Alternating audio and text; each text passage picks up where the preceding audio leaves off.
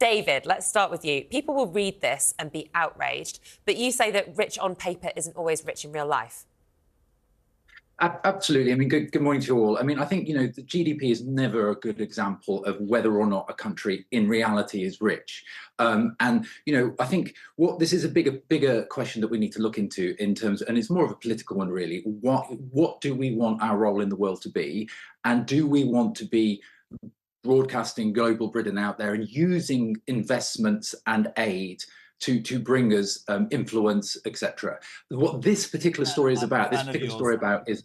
David, I'm a fan of yours, right? And I absolutely, I am, I will forever believe that we should, as a nation, and I've said this until I'm blue in the face, take people from areas where there is destruction and war. And I know the differentiation. I also believe that we should do what we can to help countries who are really suffering. But my friend, please let me repeat what Nicola said.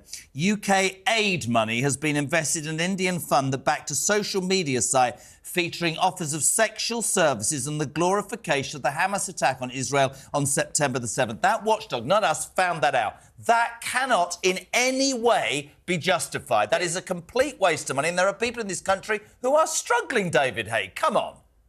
Absolutely. I agree with you, Jeremy. That is wrong. It's happening a lot more many times than we will see here. This is just the tip of the iceberg.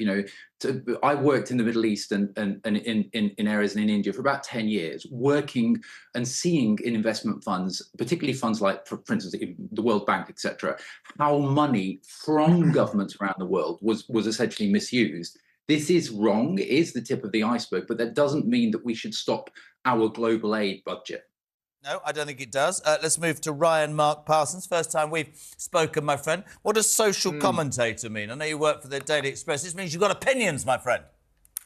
I have opinions on a lot of things, including this. And I think it's absolutely absurd that we're sending money to India, especially when we're sending it to an Indian fund that is investing money in a social media app that is showing pro-Hamas material, and then also a cosmetics company and a debt recovery company. This money should be funneled, the £6.4 million that was sent to this Indian fund, into investing in our own services like the NHS. And also UNICEF reported last year that out of 39 of the world's richest countries, the UK is right at the bottom at number 37 of the rates of child poverty. That money would be better spent in our own country. Now, I'm not saying I'm against spending on UKA, but I think at the moment the government have these arbitrary targets where they just need to send millions overseas, when actually it should be spent where it is needed. And clearly, India, which has a gross domestic product of £3.4 trillion against the UK, which is nearly at 3.1 trillion, is richer than us. They don't need the money when they're funding their own space program. I think it's absolutely ridiculous when we have sent last year £91 million to India, when actually in 2012 their finance minister said that the money they're receiving from the UK is peanuts. That's what he said. So why are we still sending money to India when they're categorically richer than us? It doesn't make sense to me.